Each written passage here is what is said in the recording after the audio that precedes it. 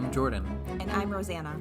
And on this podcast, we explore how to take life off autopilot and relentlessly pursue a life worth living together. Welcome to Season 4, Episode 7 of the Relentless Pursuit podcast, The Truth About Fulfillment. So a lot of our podcasts, we always, I feel like, gets back to fulfillment. We talk about like what makes us happy and whether or not we're fulfilled, and when we're not fulfilled, how do we relentlessly pursue a life worth living? And so let's talk about fulfillment today. Let's have an episode just dedicated to that as a topic. It's a deep topic, though, because now we're getting into meaning and where are we deriving meaning and value. And I don't think that there is a simple answer to it. So, it requires conversation. And I think we'll just scratch the surface of this here. So to help us get started, I found a story. And I wanted to just start off by reading the story because I found it fascinating. After I initially read this, I couldn't stop thinking about it. So I wanted to share this with you, and then we can maybe use this as a gateway into talking about the broader question of fulfillment. So the story is called The Story of the Mexican Fisherman. It says, an American investment banker was at the pier of a small coastal Mexican village when a small boat with just one fisherman docked. Inside the small boat were several large yellowfin tuna. The American complimented the Mexican on the quality of his fish and asked how long it took to catch them. The Mexican replied, only a little while. The American then asked, why didn't he stay out longer and catch more fish? The Mexican said he had enough to support his family's immediate needs. The American then asked, but what do you do with the rest of your time? The Mexican fisherman said, I sleep late, fish a little, play with my children, take siestas with my wife, Maria, stroll in the village each evening where I sip wine and play guitar with my amigos. I have a full and busy life. The American scoffed. I'm a Harvard MBA, and I could help you. You should spend more time fishing and with the proceeds buy a bigger boat. With the proceeds from the bigger boat, you could buy several boats. Eventually, you would have a fleet of fishing boats. Instead of selling your catch to a middleman, you would sell directly to the processor, eventually opening your own cannery. You would control the product, processing, and distribution. You would need to leave this small coastal fishing village and move to Mexico City, then LA, and eventually New York City, where you'll run your expanding enterprise.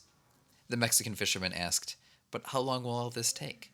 To which the American replied, 15 to 20 years. But what then? Asked the Mexican. The American laughed and said, that's the best part. When the time is right, you could announce an IPO and sell your company's stock to the public and become very rich. You would make millions. Millions? Then what? The American said, well, then you would retire, move to a small coastal fishing village where you would sleep late, fish a little, play with your kids, take siestas with your wife, stroll to the village in the evenings where you could sip wine and play your guitar with your amigos. Wow. So when I first read I don't think it has anything to do with like being a Mexican or an American. No, it's just the way that the story is told. But it is like, I would say, largely American mentality. It makes me think that this parable was written by an American. I couldn't find the origin of it. But it is kind of this critique of, what is being described here, like this pursuit of, a bigger company and wealth and work. And of course, the punchline is that, after 15 to 20 years of doing all of that, then you can have what you actually already have, the very thing that you would retire and enjoy. So let me just explain my thinking about this, because on the surface, it makes you think why am I working so hard when I have, so much of what I value already accessible to me, my friends and my family and so on. But I have to admit, and maybe this is the American in me, I don't know what it is, but I think you would agree, there is something that feels a little missing from the Mexican, character in this story. Like if I were to live as he was living, I think in many instances I would feel fulfilled. But in many other instances, I would feel like I need to be pursuing. So I need to be aspiring. I need to be growing. And that's where I think On the surface, this is sort of a critique of like the American kind of capitalist, mentality. But at the same time, I do sympathize with that character a little bit. Now, maybe what he chooses to do, I don't agree with necessarily, but at the same time, I feel like there is something to it. There is something to the idea of building into something more than what you already have. And I don't know if I think it's right and wrong in some ways, but that's why I think that there's some layers to this story that I just couldn't help but meditate on for a long time after initially reading it. Well, and in saying that, I think there's definitely something like culturally for the two characters, like that they are raised in two cultures with different mindsets and mentalities and ways of thinking. Because going to Italy and seeing my family there, and like how what their work ethic is and how they work, and they're very thankful for what they have. Their homes are smaller, their cars are smaller. They don't have all of these big expenses. Life is a little bit simpler. They still work, but they work and they rest and they eat and they enjoy every little facet of all of those things, knowing that everything that they have is good and is enough. Mm-hmm. And I think that's like a mentality, a mindset, like a cultural thing, for where they are. Whereas here, although we have what we need and then some, there's also like almost, I don't want to say like a pre-programmed, because no one's programming us, but like the way that Western culture is, it's always like for the next thing and building and gaining. And so I think because I feel like there's a restlessness. Correct. That we could be doing more. Mm-hmm. And that's why people have, hobbies and side hustles and are trying to grow businesses or branch out, because, they want to work for themselves and then reap the benefits. Mm-hmm. But in this story, you kind of see like the flip side of that. It was like you work to the bone all these hours where you're like maybe missing your kids and not spending time with your wife or your friends, and, and you're a millionaire. Evenings and working correct, weekends. Around the clock, right. So that you can retire and then enjoy that later. But then the catch-22 of that is your kids are gone, right? Mm-hmm. You've been married all this time and you're not enjoying it through the years. You haven't built into those relationships. So now it's like you're trying to like make up for lost time. So it's like, what is the right answer? Right. But the other thing too is the Mexican fisherman feels fulfilled where he is. Right. He's happy. He's like, don't mess with this. I actually have what I want right now. And I think that that's something else that we need to realize in fulfillment, is that like that is what fulfills him and that's enough for him.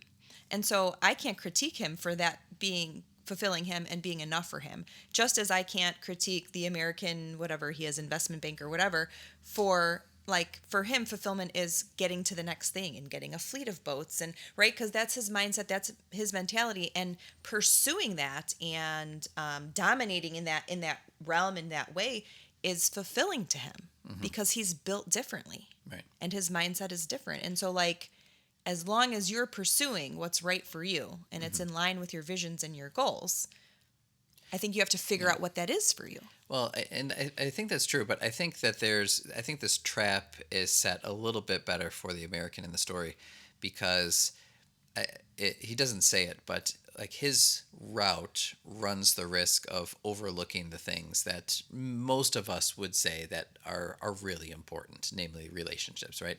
His is all about like the building and the gaining of wealth, but there's no mention of relationships in there until the very end of his story. But I wonder though, like, so obviously we want both, right? I'll speak for myself. We want kind of this feeling, we want to scratch the itch, like we want to respond to the restlessness and the desire to build and to aspire and to become. But we also can't overlook what we already have available to us, right? Doing one, but not at the expense of the other. Right. So enjoying like the relationships that are there, or the other things that we could be content with. But contentedness can also be a trap as well. And we talk a lot about like being grateful for what you have and being content with what you have. But if that was the only feeling that we had, then there would be no desire to reach out for more. But I think... So it's a bit of this paradox. Right. But in the story, it's for him, it's reaching out for more, it's like more money, right? More wealth, more fame, more accolades, right? By building this and moving to LA and then moving to New York. And it's like this status thing where... it doesn't always have to be for those things. You can find fulfillment by challenging yourself to grow, by learning more and doing more for your community. Like, there are different ways that you can be fulfilled, that it doesn't have to be either be like a poor fisherman, or you have to be like, a venture capitalist. Like, there's a middle ground there where what else will fulfill you on the pursuit? Yeah. All right. So I want to bring in Maslow's hierarchy. I'm a little bummed that it took till season 4 to bring this in. But I think when we talk about fulfillment, there's like Maslow's hierarchy is just a nice way of kind of summing up some of the basics that human psychology tries to appease. So at the base layer, the very first set of needs that humans have are their physical needs. So food, air, water, very straightforward. Once those needs are met, then we think about our safety needs. Like, what is our environment like? Do we have personal safety? Do we feel secure, or do we feel threatened, to whatever extent? So you might put like employment in there. You put your health in there, and so on. Beyond that, once those needs are met, then we're really thinking about love and belonging. And so we look at our friendships, we look at our family, we look at our community, our culture, like where do we fit in? Where do we belong? The next layer from that is esteem. Like, do we have respect? Do we have confidence? Do we have a set of skills that help to distinguish us favorably from others around us? Do we have recognition for those, and so on? And then at the very top is self-actualization. And so I think of, we know a lot of people, and, some people are really focused on, like, where's my next meal coming from? And focusing on those physical needs, those safety needs, and that is just kind of where they're at. I feel like for ourselves and for many people who are listening, we've kind of climbed this pyramid, so that we don't really have to think very much about our physical needs or about our safety. Right. Love and belonging is, I think, something that we're always pursuing and working on, but to a large extent, like, we have relationships in our lives that are fulfilling in that degree. Then we look at esteem, and this can fluctuate as well, but we've developed a set of skills and experiences personally and in our careers that can help bring us to that. Those are things I think we continue to work on. But one thing that I notice about this hierarchy as we kind of stretch towards self-actualization is that these needs get vaguer as you go up as well. Like, if you have a physical need, you know what that need is. Like, I need to eat. Right, that's very concrete. Do you have food? It's right. Yes or no. Safety is still pretty concrete. I mean, it can have other nuances, but for the most part, you know what that is. Love and belonging, again, like, it's more conceptual, but you kind of know, from what kinds of relationships and from whom you seek that. And so as we climb up, I think they get like increasingly vague. And then you reach self-actualization, and this is where I think so many of us get stuck, because it is very, very vague. What does actualization mean? What does fulfillment mean? Where is meaning for those things even derived? And do we look at someone's life and perceive the way that they are striving after fulfillment, but we see that is not echoed in our own life, right? I think there's a lot of nuance here that makes it really tricky. And then I think this also leads to I would say, like, just an anxiety and kind of depression of, and I'm not talking about like a mental diagnosis, but kind of this anxiety over not fulfilling a purpose or not scratching that itch, so to speak. And it makes us feel a little bit worse that we kind of have everything that we materially need, and we have a lot of opportunity, but then we get stuck with, okay, but what actually is fulfilling? What brings this sense to me? So how do we seek it? How do we find it? I think it's such a tough question to ask. Well, and I think as we were talking about this, what I've come to maybe try and put into words is that fulfillment is a byproduct of action. It's not like something that just materializes and it's just like, oh, this will fulfill me. Like, you don't just always know. And by looking at other people, sometimes we even get more confused because we look at that and we try that and we're like, oh, that's not for me. Right. And I think where people get stuck is when fulfillment, when they're not trying to figure out what that is. And I think the only way to figure out what is going to fulfill you is to figure out like what you can do, like and what feels good. And like when you do this, you have feelings of fulfillment. Not just a temporary happiness, not from things or stuff, but like by action, by what you're doing, what you're challenging yourself to do, and how you're becoming a part of something bigger. That it's not just one thing. And I think the other thing too is that fulfillment is ongoing and that it'll probably change, because if we're stagnant and we never change, like that's the only time you'll be fulfilled by the same thing. But like as we get older and as we grow and as we change roles and as becoming, parents or different roles in our communities and our work, like I think that shifts. And so maybe part of the confusion or problem is that we always think we're going to be fulfilled by the same thing. So then when we're suddenly not anymore, we're kind of like, well, what's going on? Like I used to feel fine, or I used to be happy with this, but now I don't. And like that realization of, well, maybe I'm not that same person anymore, and maybe those same things don't fulfill me. So what can I do or try in my life that will bring me that sense of like purpose and fulfillment, that will make me grateful for what I have and will kind of open up my eyes to maybe what's next for me. Yeah. And I still feel like it takes some thought. But like you said, it also takes action too. Like I find it hard. Maybe some people can be fulfilled by a kind of, I don't know, like sitting, by inactivity in a sense. But it does require, like, I think you got to know, or at least try some things and kind of see how that makes you feel, what your responses are to it. I also think like people derive their meaning and value from different sources.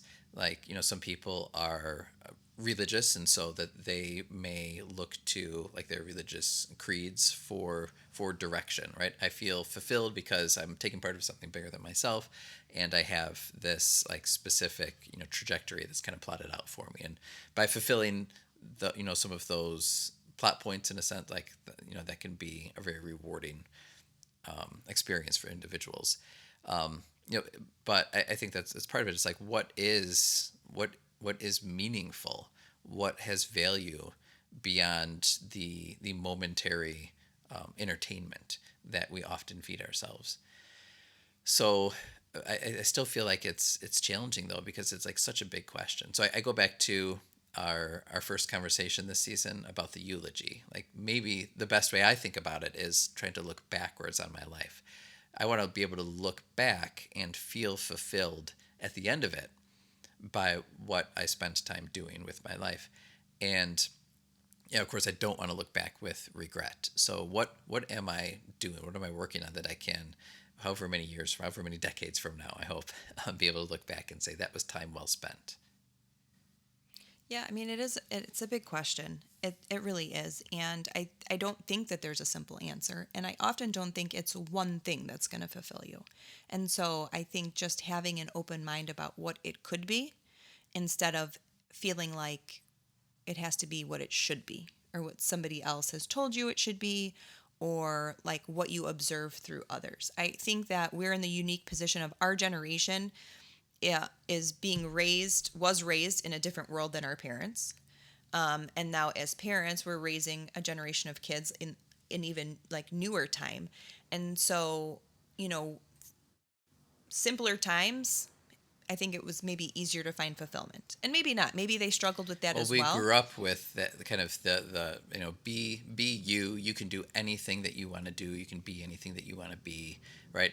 Just like the world is your oyster. The sky's the limit. Fill in with whatever cliche. Well, and if you do these things, you'll always be happy. And it was like you follow this narrative and you will be happy. Mm-hmm. And now people who have followed that narrative still feel like something is missing. Right, kind of that feeling of emptiness. And how many times have we heard that? It's almost become like this cultural trope, right? Like this cliche of, they have everything that you could want and still feel including empty. Money, right? Right. The money is not an option, and right, they have a big house and fancy cars and kids. They pay for private school. They go on X amount of vacations a year, and yet they are still unfulfilled. Right. So, and I think that's the challenge is, part of it is like cultural and maybe like the way that we're raised, but like we kind of have a nice platform where we don't have to think about like the things like underneath self-actualization on Maslow's hierarchy, or maybe not as much. We don't have to work as hard for those. So then we get kind of stuck at the top, like, okay, I have everything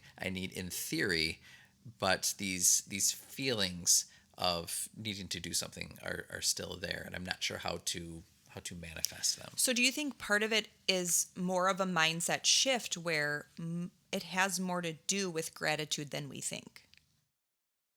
Right? Like recognizing that because we do have all of our basic needs met, right?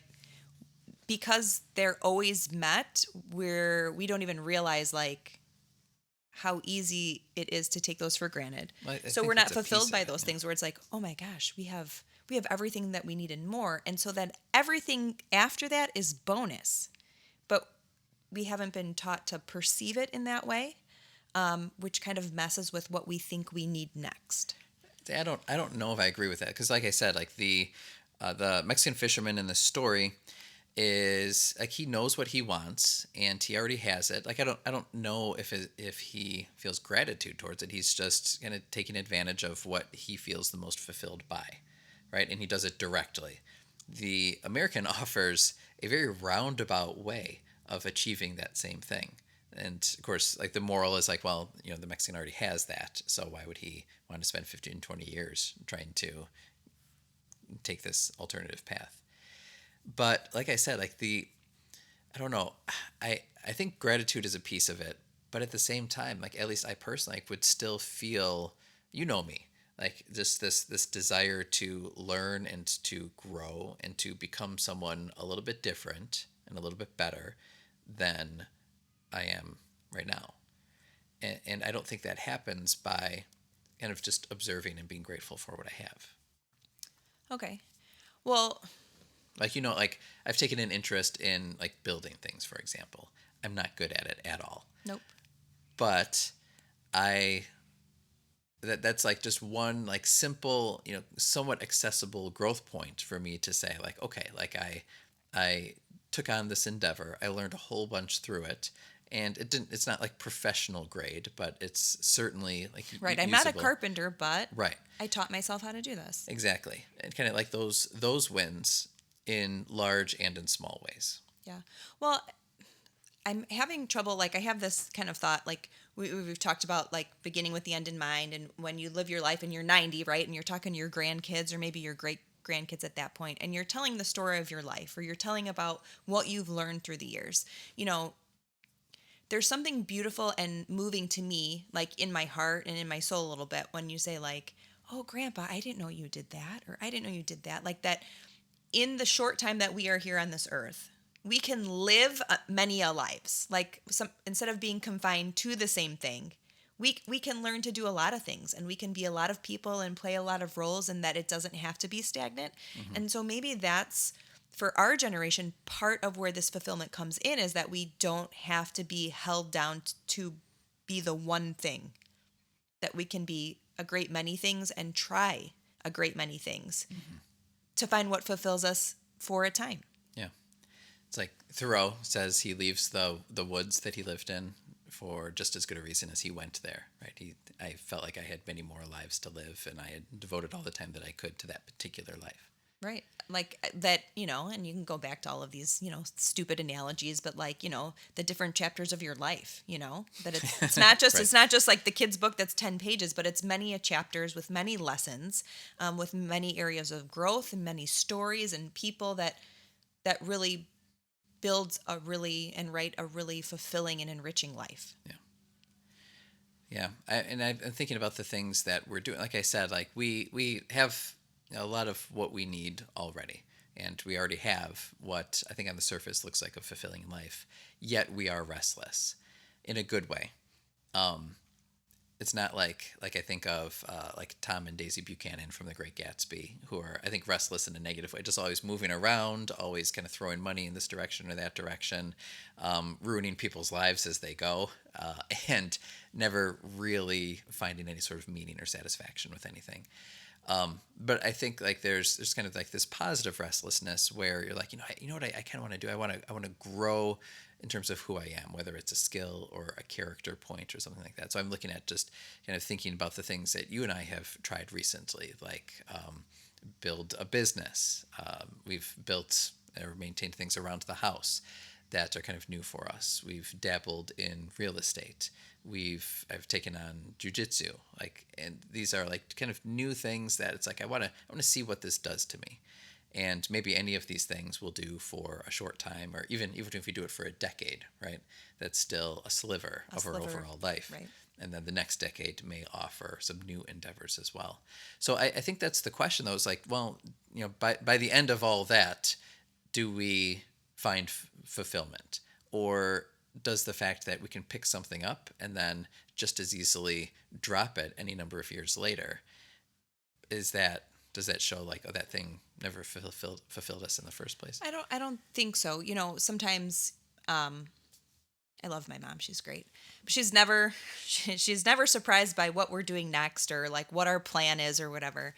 And because it's always the underlying thing is this pursuit of action. She's like, if you guys sat still for too long, you'd be miserable. But like that we constantly, and I think we are happy and we are fulfilled, but like, you seem happy because you're constantly moving towards the next thing, mm-hmm. and not letting other people's opinions of what you're trying or why you're trying it dictate how you feel about the life that you're living.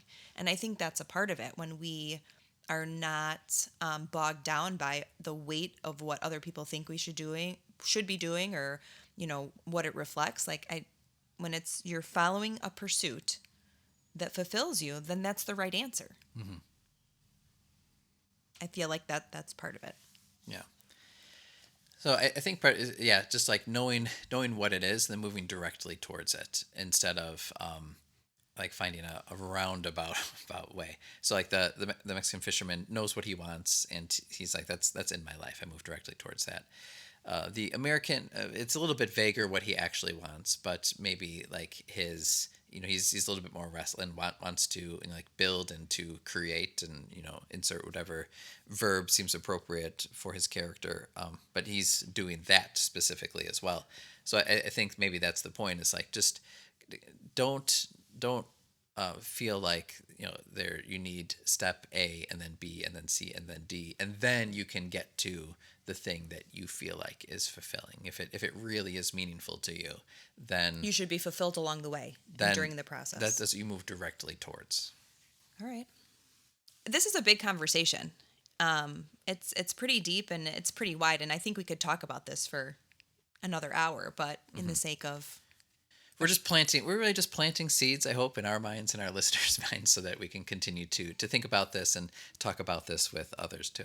So should we kind of wrap this up? All right, let's wrap it up. So I think the big point... I would be very fulfilled if you close this out. Okay, thank you. I think that the one thing we need to remember is that fulfillment is a byproduct of action, and the action is yours to choose. So challenge yourself to grow. Be hungry for knowledge and learn. Always look for opportunities for self-improvement, and practice what you preach. I think that's the first thing. Just act. And that's hard too. Like, I think wisdom, I heard someone say, is taking your own advice, right? So we can all kind of preach like the correct thing to do in a number of scenarios, but to actually implement that ourselves can be tough. Okay. I think the second thing is that contributing to others is huge. We could be the best at anything, but if we're not building into others, I think there's something to that. Like once you've mastered something, it's your responsibility to teach that. Mm-hmm. And that is another, fulfillment being a byproduct of action. You don't just do it and then it's done. It's like this notion of wanting to teach others what you've learned or something that has made sense to you and passing it along. Not because you're smart and not because you have it right, but just like wanting to show, like to talk about it with someone. Sure. That's the whole moral of Cars 3. Cars 3. But I think that may vary as well. Like, I don't know if every individual would feel equally fulfilled by, like passing something on, or by teaching, or by even charitably contributing to something. I think most people do, but I can't say that that's an automatic. But fulfillment is a byproduct of action, so try it. Try doing something with it. Number 3, end your sense of entitlement and come to peace with the way things are. You have to kind of stop the mentality from thinking that you should have this or you do deserve that, or having expectations for what should happen, because when it doesn't, we get anxious, we get frustrated, we get upset. Yeah. End the entitlement, people. We are in no way suffering, but suffering is a part of life. And so that looks different for everybody. And so to not be grateful for what you have, or to not pursue what you have because things are not going your way, I think is kind of the wrong mindset. Because you do have to live in the moment and enjoy what's in front of you when you have it. Mm-hmm. You could also try connecting to something larger than yourself. I feel like that's been a big piece for us this year, with trying to contribute to like charities and other organizations and all of that. Realizing that you're a small part of a bigger world and a bigger story is important. Mm-hmm. Sometimes we're the center of our own universe, and we only think about ourselves. But I think you have to look at a bigger picture. And the last one would be to rely on yourself and not others. It's easy to feel that someone else is responsible for your fulfillment, whether that's like your spouse or your kids or the organization that you're a part of or where you work. Like, if you're looking for someone else to fulfill you, think again. Once you realize that, you have the power to get where you want to go. Stop blaming others or the world, and you'll find the answers much sooner if you're looking inside of yourself to figure out what's going to fulfill you. So those are some of my thoughts. That's great. Well, we hope that the story of the Mexican Fisherman and some of our overall commentary is helpful for at least getting the conversation started from your end.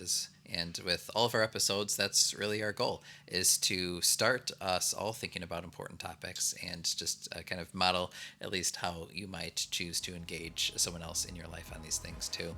So once again, we invite you to visit iTunes and leave us a 5-star rating and a review. And we also ask that if you have someone in your life who might benefit from hearing about a conversation about fulfillment, or just enjoys thought-provoking parables, that you go ahead and share this episode with them as well. Thanks again for listening this week, and we look forward to connecting again with you soon. See you next week. Bye-bye. Thanks so much for listening to today's show. We hope you will use this conversation as a starting point for your own. We hope you're encouraged to think and act more intentionally. If you want to learn more, you can visit our website, therelentlesspursuitpodcast.com, where you can find notes on today's show, plus additional blog posts, and you can subscribe to our free members list. Please subscribe, leave a review, and share with your friends. Facebook and Instagram are 2 great places to connect with us for daily doses of our quotable quotes, behind the scenes, and real-time photos, videos, and challenges. Until next time, let us know how you are taking life off autopilot and relentlessly pursuing what matters.